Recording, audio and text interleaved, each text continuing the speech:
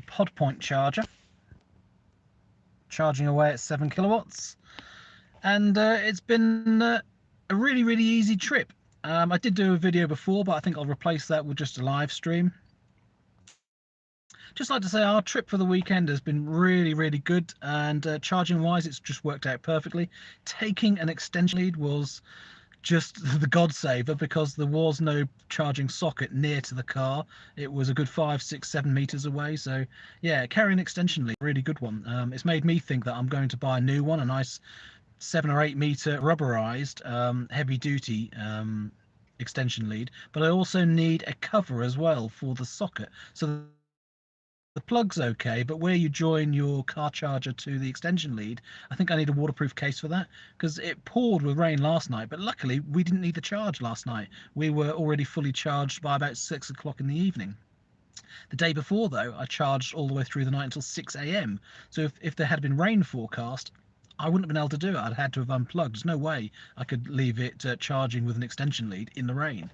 There was a cone outside. I could put the cone over the top, but again, not ideal. So a waterproof option for that as well is on my list, because yeah, sometimes you're going to be in places where you need the energy or want the energy, and you just need to make exceptional arrangements, you know, do it a little bit unorthodox, just grab a plug where you can. Anyway, so that worked out brilliantly. We charged 33, 34 kilowatt hours over the 2 days. And what was it? It was 6 kilowatt hours on the journey out. So we paid £2.80 to Instavolt for that. 4 kilowatt hour charge at my daughter's. That was for free. So thank you very much, Kim. And then 32, 34, I can't remember exactly which kilowatt hours for free from the pub we were staying at. So that worked out brilliantly energy wise.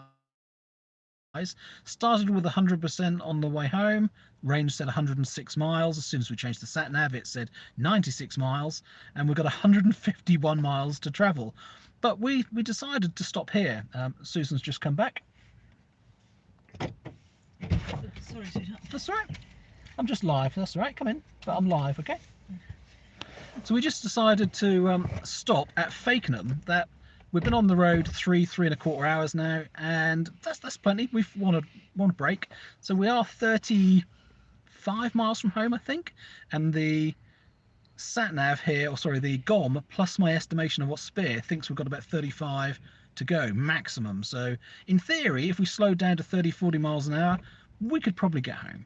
So my thought was, if this charger was blocked, we could either go to Dereham, or we could get all the way home anyway on the energy that we've got. So we do have enough to get all the way home.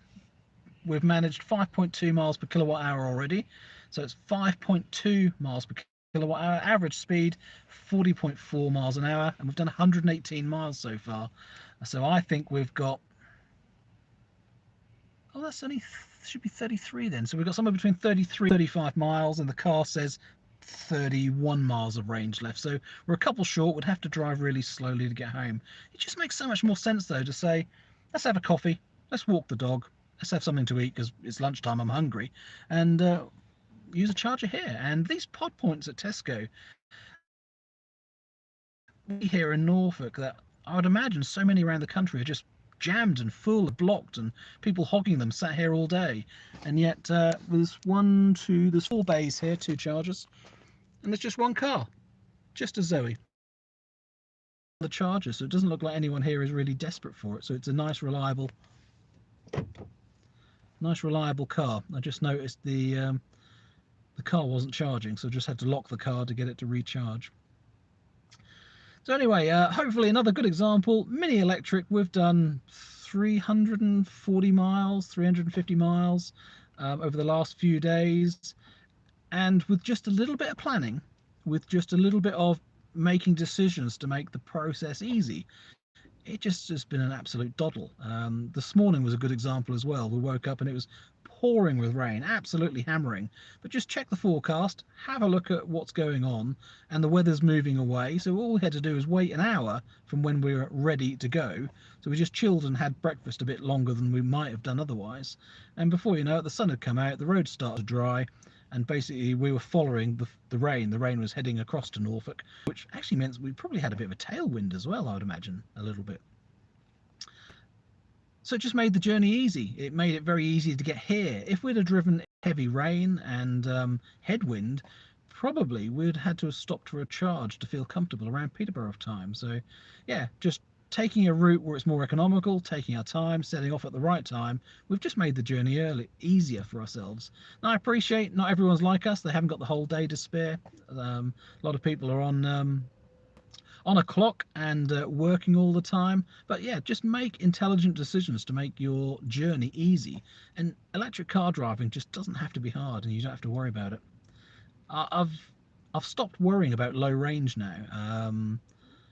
Driving along with 30% and 30 miles to go in the Kona, which would have been about, I don't know, 6% or 7%. It's some sort of ridiculously low number. No, 10%. It would have been 10% battery on a Kona. I used to get panicky at that with 30 miles to go, which is just crazy. You know, why are you panicking about driving 2 miles when you've got 30 miles range to go? So now we're in a Mini, and 30 miles really means sorry, yeah, 30 miles really means you got 35. You have to guess about the extra, the spare in the tank. I still don't feel anxious about it at all, because you know you can drive slower if you really have to, if something goes wrong. But just as I say that though, it's clouding over and getting a bit dark, so maybe there's some poor weather coming, but it's not going to matter to us. We're now going to have something to eat and finish the charge. We're not going to stay very long, but it'll be plenty to get home again. Hopefully some sunshine and charge back up again. Thank you as always for watching these videos. I hope you enjoyed this little series of a trip. So it was Norwich to Banbury, 150 miles. We extended that to about 160, stopping at my daughter's and taking the rural route. Much preferred the route we took to from the way from Banbury back over here than how we went. We avoided Northampton completely, and it was a much more enjoyable route. So when we do that again, I think we'll head that same way. And yeah, huge amount of traffic on the road, heading in the opposite direction to us, thankfully, and a lot of queues for petrol stations. It's really sad to see that people are either still panic buying or are now desperate because they can't get fuel elsewhere. So it's really starting to bite, isn't it? The driver shortage and the hauliers and people panicking, all those sort of things. It's not nice at all.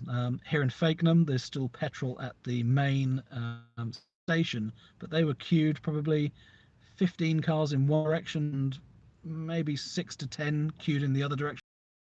Caught jammed with cars as well, but someone had the sense. They were out there directing people. So very, very pleased to see it's all going sensible and not getting crazy out there at the moment.